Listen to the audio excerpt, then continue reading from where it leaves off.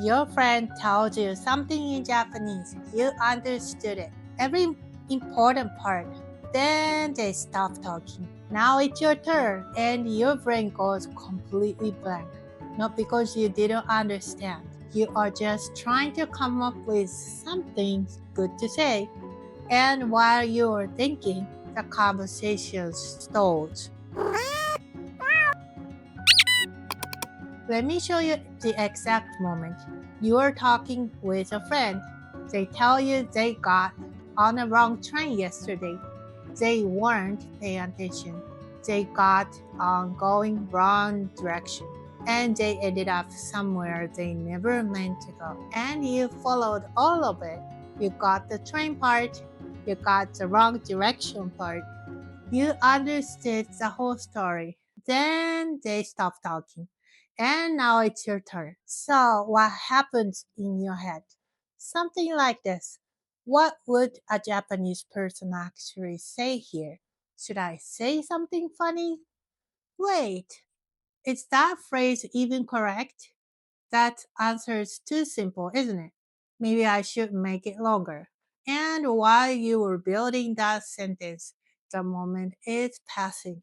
Your friend is still waiting. The pause is getting longer, and now the pause itself is the problem. You didn't need a better sentence. You needed a smaller response. So let's go back to that moment. Your friend just finished the story. You understood it. Don't build anything. Just react. 大変だったね. That sounds rough. That's it. 4 words. That's your whole first move. And look at what it does. It tells your friend you understood instantly. It connects to what they just said so it doesn't come out of nowhere. It's get you talking before your brain has time to start editing.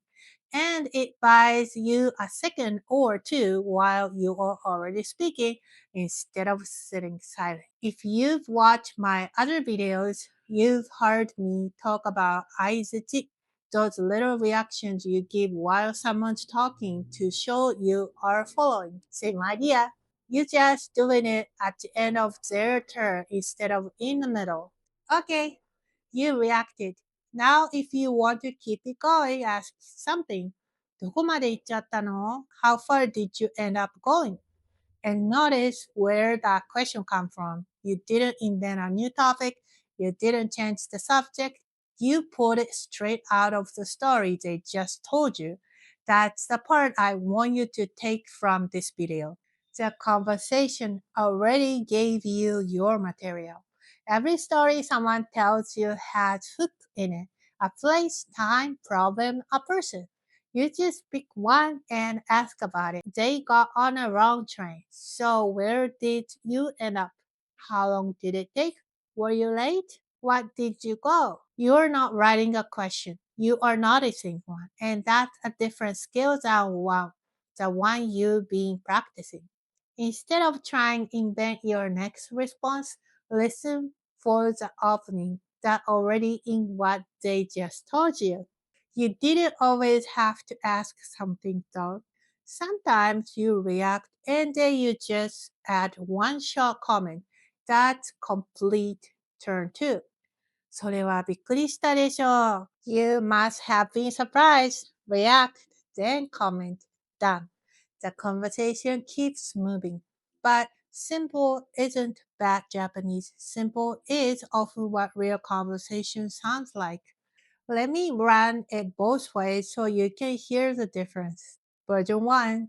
Your friends tell the wrong train story. You understood all of it. They finish. And in your head you start building.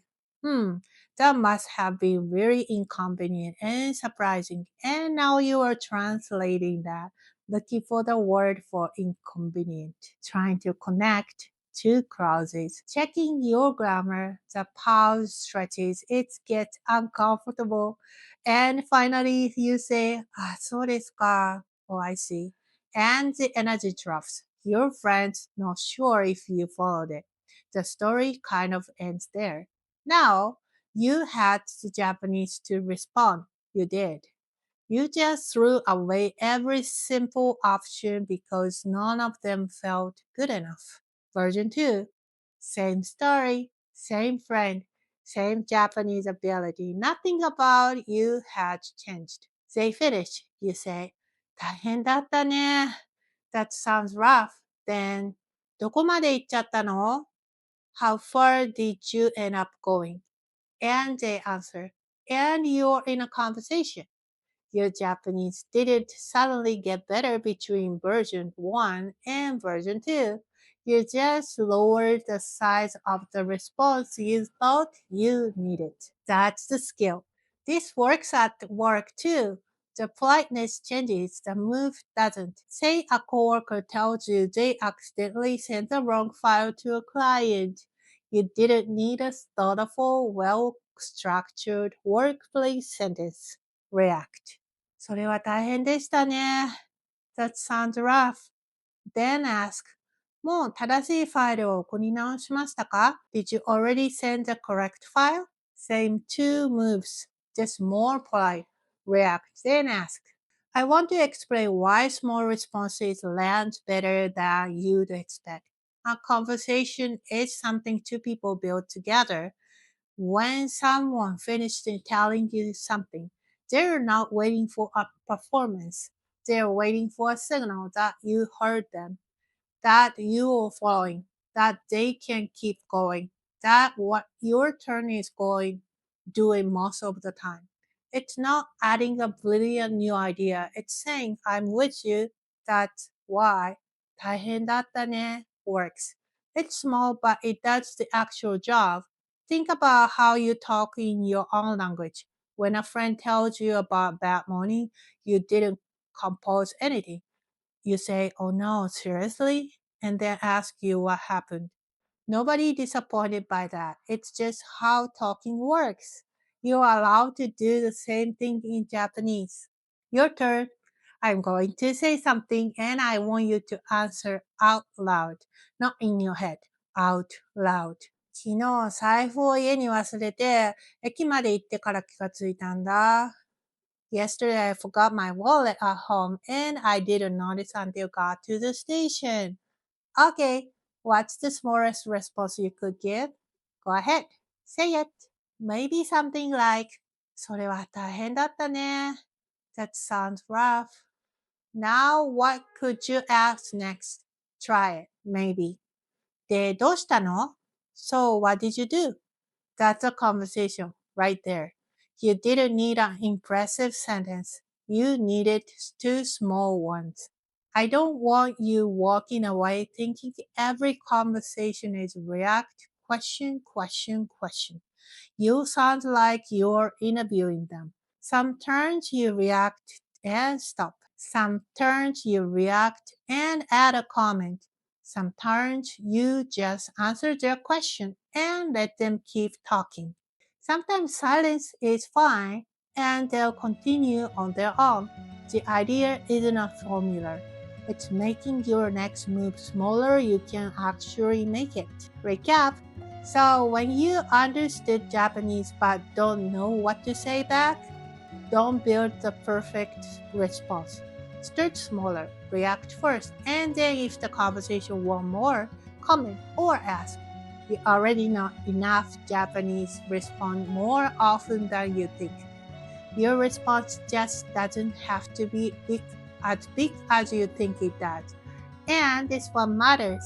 A conversation isn't a speaking exam.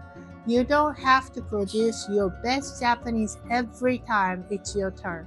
If you understood Japanese but still get stuck when it's your turn to respond, that's exactly what we practice in my free 7-day unfree challenge. We take the Japanese you already know and practice using it in real conversation. Links below. So there are really two ways a conversation falls apart. Sometimes you miss the part what someone said. Sometimes you understand everything and don't know what to say.